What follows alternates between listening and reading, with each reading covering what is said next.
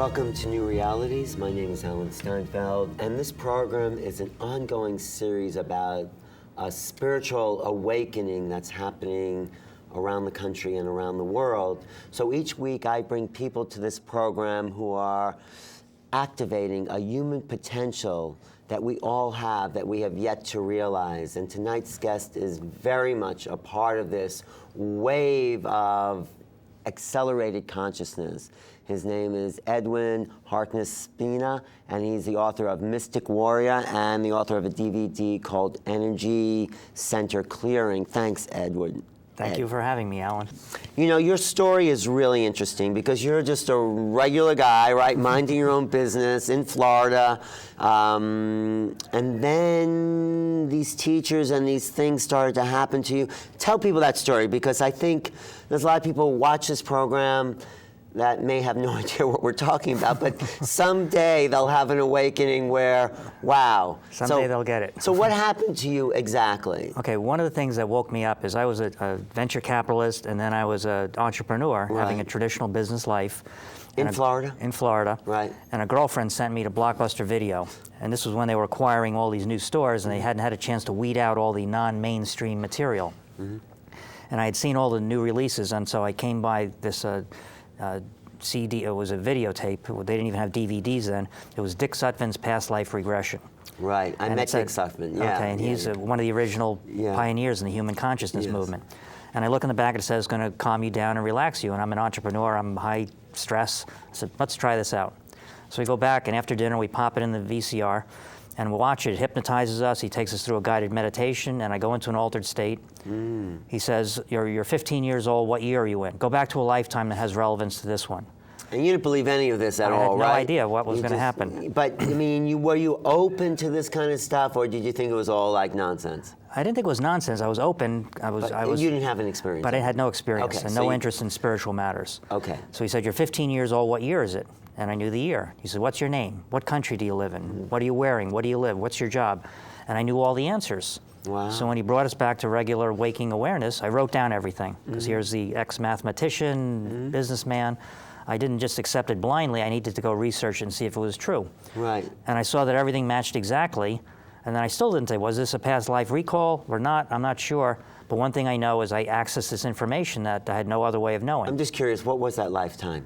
Well, I don't like to say, but it was a fairly it was well known enough that I could research the lifetime and see what it was. Oh, I see. So, okay, we'll talk about that. So, okay, but anyway, it verified stuff that you really didn't have any knowledge of before you had that. Exactly. Okay. And so I said, okay, my training was incomplete as a mathematician studying physics, and at the university level, my science education was incomplete, so I started studying mysticism, metaphysics, past life regression, karma, all the subjects that we talk about on your show. And it made sense then, these subjects. I mean, for someone really left brain, these mystical subjects might not make sense, but something in you was already awakening. It was awakening. Yeah. And my earnestness to learn this material was so intense that I attracted the attention of my first mentor. Yeah, tell us about your first mentor. And this, I call her Sophie because she shuns all publicity.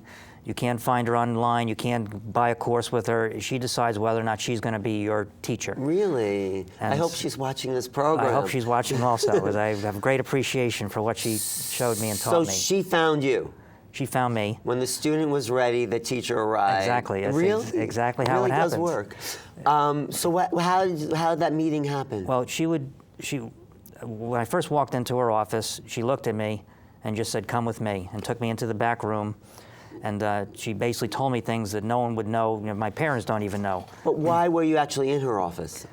Someone told me to go to this particular place that she would be able to give me some advice. You know, who knows what would happen. So I went there, and she gave me unbelievable advice. But then she would have me do other things, which further showed me that the science that I learned in college was incomplete. I'll give you one example. She took from her shelf on the office these quartz crystals. She had a jar of them, said pick 4. So I picked 4, and they were just garden variety quartz crystals, single terminated.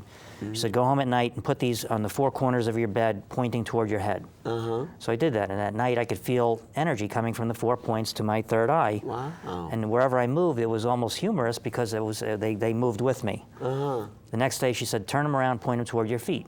So I did that, and the same thing happened. Towards your third eye, you felt this activation in your third eye. The terminations were pointing toward my feet, but I still felt it going to my third eye. The third day, she says, bring them in to me. So I gather up the crystals and I put them in my hand, and I realize they're now magnetized. What do you mean magnetized? If I have them pointed in the same direction, I could roll them across the table just by going near there. Really? If I turn them this way, they would stick together like a bar magnet. How'd that happen? I don't know. It was one of those mysteries that I knew the science education was incomplete. Wow, wow. Because there is a science to this mystical stuff. It's just a science that hasn't been investigated by the West. So I like that kind of approach to mysticism, the fact that it's not just all unknown, that we have the capacity to really know what the teaching is, but we have to go beyond the old way of looking at things. Right. So go ahead. So I knew that my education was incomplete, and I started studying even more. And she would have other things she would do with me. And my time with her was very short. And by the end of my time, most of my training was telepathic with her. Really? She would say, call me at 9 o'clock. Telepathically, she would say that? Yeah. Well, first, she would have me call her daily. Just to check in? Just to check in. So I would call her, and she says, call me at 9 o'clock, and she would hang up. And then 9 or 8:45 or sometime before 9, I would feel the tingling in my third eye. Wow. And then I would go to my recliner or bed or lay down, and then I would talk to her, and I would talk just like we're talking now. I would have a full conversation with her. She would answer my questions and then say, okay, are you going to call me? Well, there's no need. You answered all my questions. Okay, call me tomorrow. And you would know, but the thing is, you would know that this is real. That's what's so exciting about what you're saying. There was no doubt. I mean, because a lot of people come upon mystical information still. Is it my mind? Am I imagining this? But for you, because you came from that real academic background, sounds like you knew what was real for you and what wasn't. Well, I would verify it with her. When I would see her in person, I would say, when you told me this, and she would, yes, that's exactly how it is. And so I wasn't naive and just blindly accepting things. And occasionally I would make mistakes. But you had a real experience. Yeah, real experience. And I verified, just like a scientist would. You would verify that, is this what you said? Am I right to assume that this is what, yes, that's very correct. Exciting. It was a fascinating period. So then what happened? So after when she got me to the level that she thought I should be at, she just disappeared. You couldn't find her? I couldn't find her. She vanished. There was no phone number, no address, as if she had never been there. And I couldn't even connect with her mentally anymore. And you still can't connect with her mentally? Every once in a while I get a sign that she's kind of overlooking, overshadowing me, watching. But what do you think she was really trying to get you to understand or be? What was the deeper? She wasn't just training you on that level of, energy. Something else was happening. Well, to wake me up enough that I can share my knowledge and gifts with everyone else, I had to get to a certain level, and she got me there. But I think what was happening on like a soul level for you, you know what I'm saying? Not just the energy and mental level, but in a deeper way, something was like expanding inside you. Yes. Okay. Well, more specifically, she opened up all my energy centers. Right. She did it from the Eastern perspective, the chakras. She would open them up, and there would be days where I would have and I would feel as if someone was pulling a plant out of the center of my forehead, and she would explain, I'm making your third eye more sensitive. Other times I would feel pins and needles on the crown of my head. Sometimes almost like there's a whole ray of energy coming out of there. Right. Wow. So she was working etherically on you, and she was actually. And I'm just curious where her training was from, because she sounds like a real master. I guess from a variety of places. She was very mysterious. She didn't tell me. She would say, we don't have time to go into that. She would just tell me what I needed to do. And she knew that our time together would be short, maybe by her design. And so she said, I'm sorry if I appear gruff, but we have very little time, and we can't. There's a lot of work I have to do with you, and I have to get it done. Wow. And why you? I mean, because you were ready for it? Or, Well, in hindsight, there was one I was trying to figure out. Maybe there's a past life connection with her. Yes. And there was one lifetime that kept showing up to me, and I thought I knew my wife in that lifetime, and it wasn't her, and I couldn't figure it out. And then the voice in my head once said, no, you were her. You and her were the same person. You and this teacher were the same person. We were both the two souls incarnated in the same body. Wow. So that was one of the reasons why we had such a strong connection, is that we had lived a whole life together. I mean, in a way, you don't really need to see her again. I mean, it would probably be nice. Right, it would be nice. But maybe when you get to another level, maybe she'll show up. Sure. I hope so. So then what happened? So you got that really intense training and energy, and what did you learn sort of there? Well, what she said was, okay, there'll be other teachers after me, and it was kind of, I tensed because I knew this was a foreshadowing that she was going to disappear. And sure enough, she did. And it was years, and I continued studying my mysticism and energy healing. And then I came across another fellow. This is my good friend Tommy, who's still he's still available. You could use his real name. Tommy Rosa. He's in Florida. I met him in Florida. And I was living in Florida. Whenever new energy healers that would come into town, I would hear about them, and I would go to see them to see if they were legitimate, to see if I could recommend them, or so I could have an opinion. Right. And I went to see Tommy, and I could feel the energy coming off him just sitting in the same room as him. So I knew right away that he was legitimate. And what he did is he looked at me and he says, "Oh, you have a problem with your right hip." And I had forgotten I had a problem with my right hip because I had crashed on a bicycle one time, and I couldn't open up my right hip in a figure 4 as readily as my left hip. So he says, "Oh, we'll fix that." And then he said, "Okay, in 2 minutes it should be fixed, and now I can open up my right hip as well as my left hip." Wow. That was just a simple thing that he did. And he taught you how to do this, right? Well, the basic thing that he gave me is energy. What do you mean? He gave you energy? I mean, he would pump up my energy. As human beings, we have different energy bodies. We have a physical body, and pretty much everyone knows you're not your physical body. Right. But we also have emotional bodies, mental bodies, and spiritual bodies. And your ability to hold on to higher vibrational energy and to be more in tune with your innermost self is a function of how much of this higher vibrational energy that you can incorporate into your body and hold on to. Right. And over time, he would pump up my energy, and then it would slowly come down over the course of a week. Then he would pump it up, slowly come down. How would he pump it up? And that's the part I'm Well, he would just wave his hands like this, open up a portal of higher energy, and pump it into my body. And can you do that now, too? Yes, that's what I can do now. Are you doing it right now? I can do it right now. Are you giving me energy? You're getting energy. Because actually I have this little cold here, like a little, so would you be able to help? Yeah, we can pump energy. Are you feeling like that sort of? Yeah, I don't, for the most part, I don't diagnose. I just fill someone with so much overwhelmingly higher energy. Keep doing that? Yeah. I pump it into each of your energy centers: heart, thymus, throat, third eye, crown, stomach, kidney, spleen, pancreas, liver, your testes.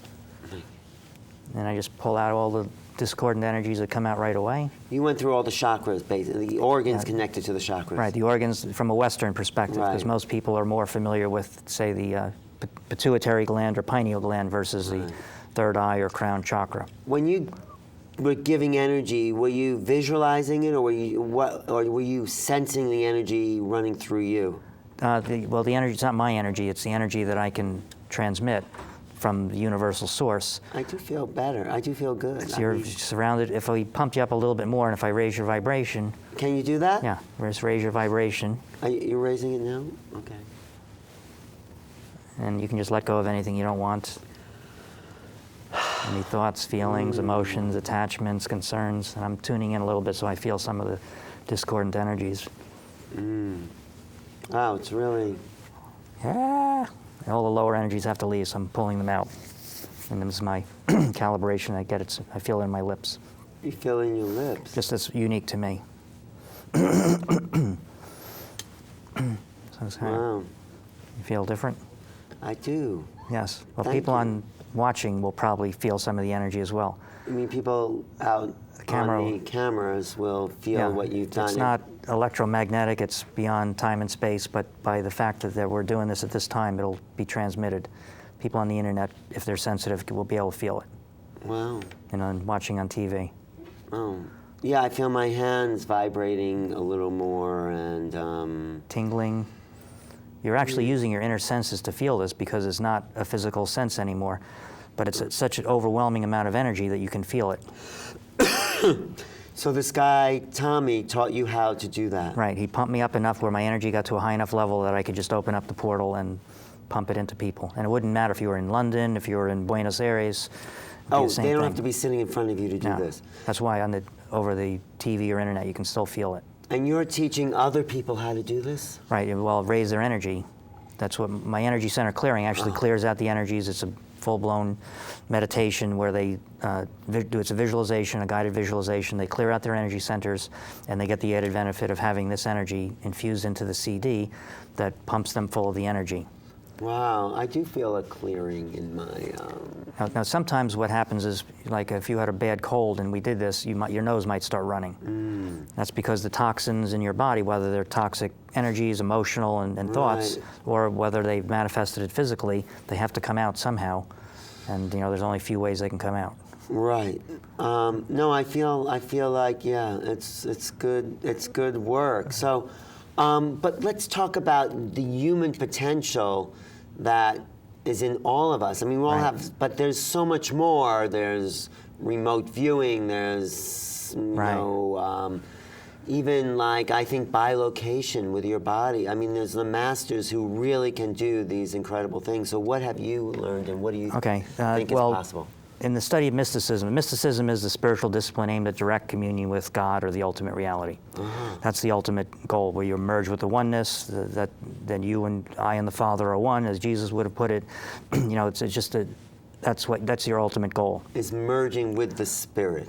With God, with the divine aspect in the heart of every one of us. That's what we're ultimately trying to do. We all have the divine part already in us. In a way, it's already merged, because it's a divine force that gives life to, or even manifestation to all of creation. Right, that's the force. You want to be totally aligned with that. You want to surrender to the will of God. Merge your will with the Father, whatever name you want to give it, whatever religion it is. That's your ultimate quest. Okay. Now, the way this divine aspect communicates with your mind and with your body is through the energy centers. Through the chakras. Right, chakras or energy centers, depending on east or west, whatever method you want to go by. But so it makes common sense. As you clear out the energy centers, you're going to have you're going to be able to detect and taste these more subtle vibrations. So how do you clear out the energy centers? Well, this is what we just did with you. Quickly, we could do it quickly because I have a lot of practice doing it. Right. But if you did the energy center clearing, it would be a 27-minute meditation, and it is a visualization where you clear them out, kind of from a visualization standpoint as well as with the energy. Would you get this on your website, Mystic Warrior? Yeah, well, energycenterclearing.com that's directly to that. If you went to mysticwarrior.us, you get the book. You get the book, and on the left is a navigation where it says energy clearing, would take you to that website. So this is what you teach, and this is what you do for people as an energy healer. But what else are you studying now? Where's your potential lie? Well, I gravitate toward the Advaita, Hindu, non-duality, all is one. That's my not preferred path. I mean, I was raised as a Christian. Jesus is one of the role models that I would try to model. But that from a theoretical standpoint, the Advaita. What does that mean to you, Advaita? All is one. So how do you practice that? Meditation, merging into the oneness, trying to overcome the duality of life here on Earth and some of the higher planes. It's still a duality until you get above that, where you have the unity experience. And if we were able to do that 24/7, people would look at us as you're enlightened, illuminated, self-realized. But you've had that experience, right? I've had glimpses of it, but for short periods of time, and I can't even tell in a time aspect how long those lasted. But I've only had glimpses of it. I haven't. What do you think is in the way of you living in that space? I mean, I'm just asking that. Do you think you have more? Because once you get to that place, you're sort of like, in a way, your drive, I think, for doing on the planet is changed. So maybe you're here to do and teach with an ego personality, as opposed to having already transcended that. That's just the feeling I get. Right. Well, that's almost like the East and the West. The West is more take this knowledge and share it and do it. The East is more just when you're ready, you'll get to be like I am. So could that? I mean, just putting out there, maybe that. I mean, even though you're wanting to get there, you're still here to teach people a lot of the gifts that you've uncovered. Yes. I mean, a long-term mystic that I looked up to was in a lecture once, and I got to meet him after the lecture. Who was that? His name Lonnie. He was talking about a mystic's role in society, and I wanted to connect with him because he mentioned spiritual warrior a couple of times, and he seemed to be looking right at me, and I thought maybe he knows I wrote mystic warrior. Right. And he didn't. He said, but one of the things he said was, when I'm up there, it's not Lonnie lecturing, it's the master within, meaning the divine aspect at his heart. And he was the one that told me that I modeled myself after. He said, I said, oh, you're an advanced mystic. And he got offended almost. He said, no, I'm a long-term mystic, and I may be a little further on the mystic path than others, but there are other people ahead of me, and our job is to help the other people that may not be as far along, to help them get to our level. So you're really a teacher and a healer. That's your work in the world. Right. And a student. Continuing student. We're all continuing students. Yes. But I just get the sense, in the mystical level, in teaching, there's more that's coming to you. Yes, I write a newsletter also, a monthly newsletter. It's free. How do we get that? If you go to mysticwarrior.us or energycenterclearing.com, either one, you can sign up for it.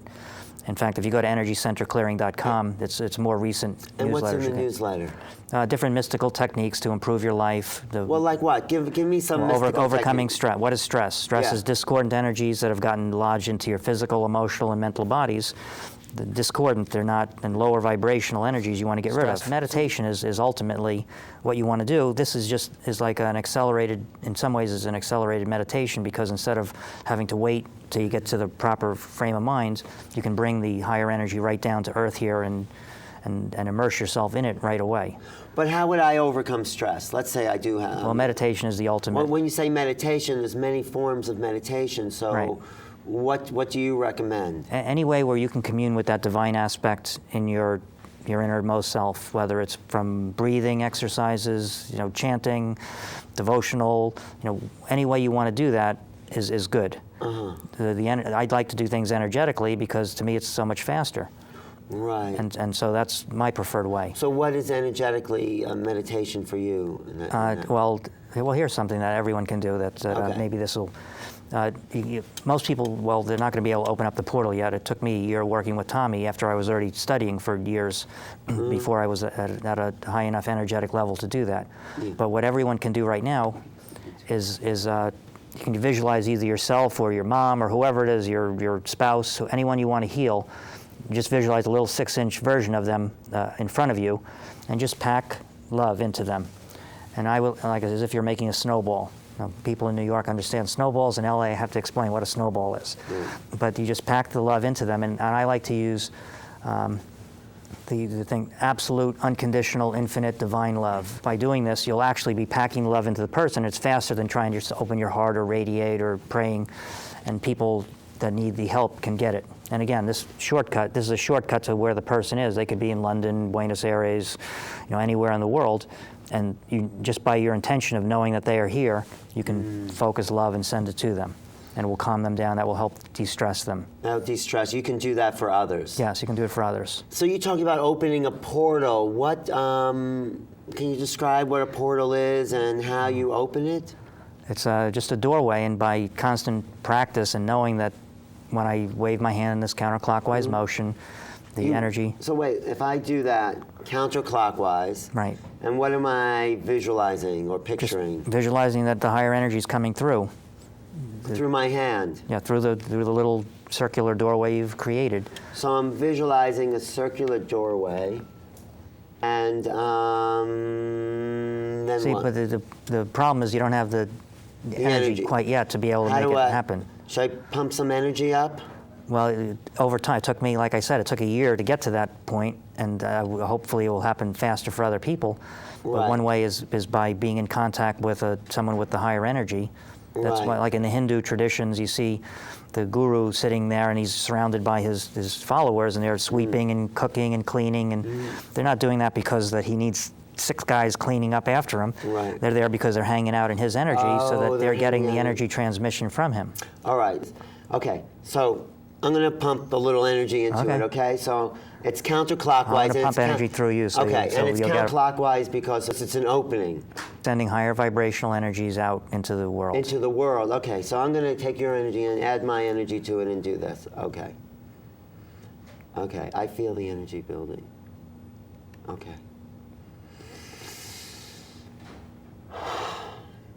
That's good. Okay. I will be curious to get feedback from our viewers and see how they like it. All right. How did I do? I mean, did you feel the energy Yeah, shift as I was able to tap into that a little bit? I think you were. I mean, you could feel the energy coming through you I could. So I think it was a good thing. So all I need to do to increase my energy is I've been hanging out with some amazing high energy beings. Right. I met John of God recently. Right. I saw Mother Mira. There was a guy named Brasso. Yes, from Yugoslavia. What do you think of his energy? I didn't get a chance to see him. He came through LA and I had a different event to go to. I couldn't make it to his. He's incredible. No, there's so many people with like this energy field that's happening right now. So no, I've been hanging out with the energy. So how do I access their energy fields to help build Just by mine? being with someone who's of a higher energy, you'll automatically be enveloped in their aura. You'll pick it up. And but if you want to, a shortcut is go to energycenterclearing.com, get the CD. Get the CD. And no, people, kahunas and Reiki masters, and that they use it because it's faster for them to get energy from that than it is to do their own practices. Really? And this is the energy you put into the CD? Yes. Now, do you feel your energy field can even increase even more? Yes. So you won't even have to do this? You can just be in the presence? You can be. Just by hanging out with people, they get the benefit of being in your energy. That's the case. But this is just like more focused. Because I've been like around crystal skulls, I've been around crop circles. All this are really, for me, higher energy frequencies. So maybe something's rubbing off. It's helping, I'm sure. But one of the reasons that Tommy is able to give this gift to me, and I didn't mention this earlier, is he had a near-death experience. He was run over by a truck. He had 7 cracked vertebra, 9 broken ribs, collapsed lung, fractured skull, and he was pronounced dead. But he didn't die. But unlike most people that have the near-death experience, they go to the white light and then they come back again. It's not your time. He knew that his body was so traumatized he'd never be able to put that together again. So he switched with another soul, a more advanced soul. He's a walk-in then. So he's a walk-in, okay. You know the term. Yeah, no, I've been interviewing walk-ins. There was a guy named Robert Young on this show who had a really amazing experience. So what did that do, being a walk-in soul? He came in, he still has memories of living in the higher worlds, and he has so much more energy available to him. Thank you, Ed, for all your time here and for writing this beautiful book about Mystic Warrior. And your website again is? mysticwarrior.us and energycenterclearing.com. Really, he'll be back in New York and probably around the country lecturing and giving workshops. So I really recommend doing that, taking some of your workshops. That would be super. To activate what our true divine potential really is, which is understanding and embracing our energy bodies. So thank you for watching New Realities. I'm Alan Steinfeld. And if you want to reach me, email me at newrealities@earthlink.net.